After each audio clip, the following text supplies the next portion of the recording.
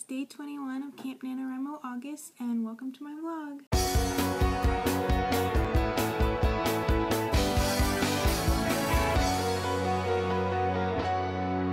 So I'm not feeling too well today. Hopefully I'll be able to get some writing done. I didn't really get very much writing done last night, but I'm off tomorrow, so I'm hoping to maybe be able to use that time to catch up.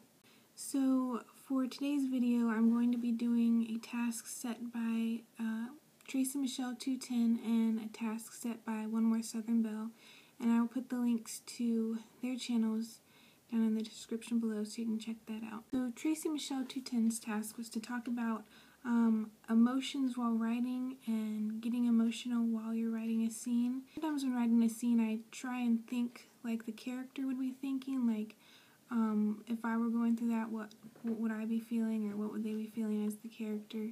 I don't usually get really emotional when writing, although the other day when I was writing a scene, I did start laughing while I was writing it, and it wasn't a scene I had planned out, it just sort of happened, so I thought that was kind of interesting. I wanted to share that scene with you guys as part of the task. So my main character, Amelia, is in her bedroom. She is a wizard princess, so she's in her bedroom in the castle, and she has a talking cat named Excalibur.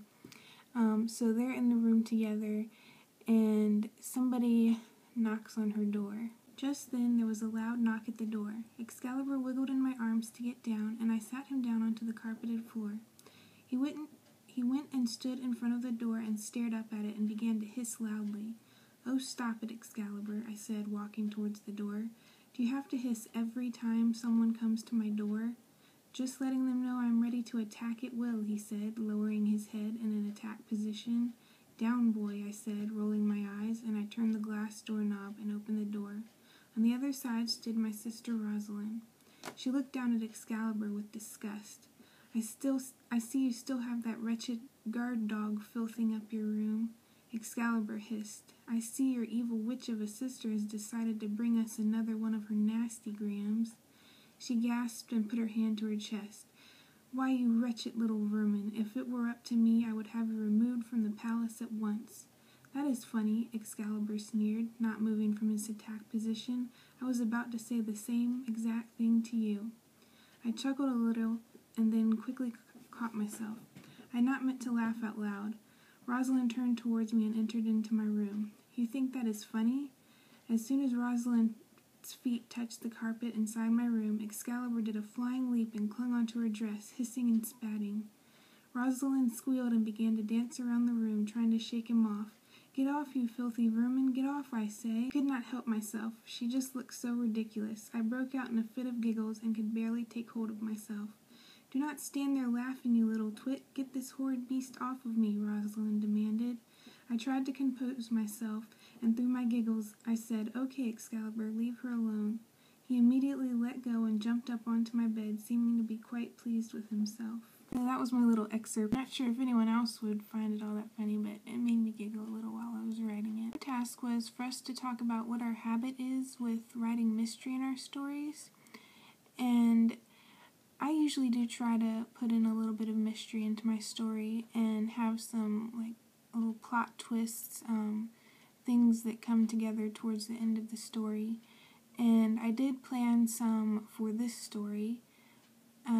In the beginning of the story, my main character Amelia gets kidnapped, and she is taken out away from the palace and is about to be killed. And she ends up getting saved by this mysterious young man. And since I'm doing this in first person, unlike when I first started writing, I was writing in third person. Doing it in first person kind of gives a little bit more mystery than I was planning, because I can't explain how the other characters are thinking. It's only what my main character Amelia sees, and she doesn't see the whole picture, and she only knows what's been told to her. And so the mystery comes in with, first of all, who tried to kill her.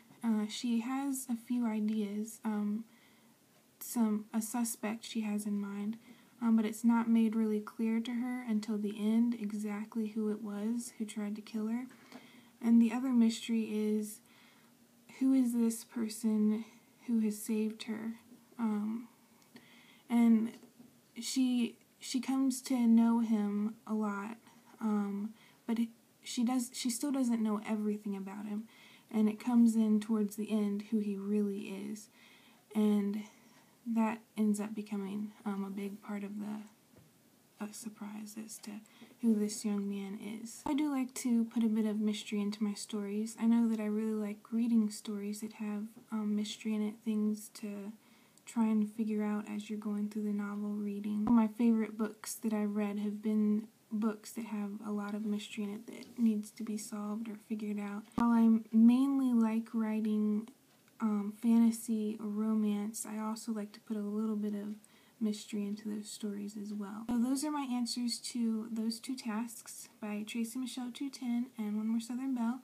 And as I said, you can find links to their channels down in the description below, so make sure you go and check them out. They have a lot of really great videos with some really great advice in them for Camp NaNoWriMo or just writing in general.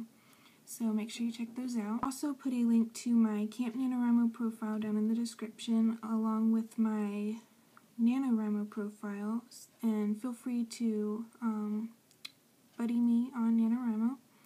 I'm also going to put a link to my Figment page down in the description, so you can go and read my story if you'd like to. Thanks a lot for watching, guys, and I'll see you later.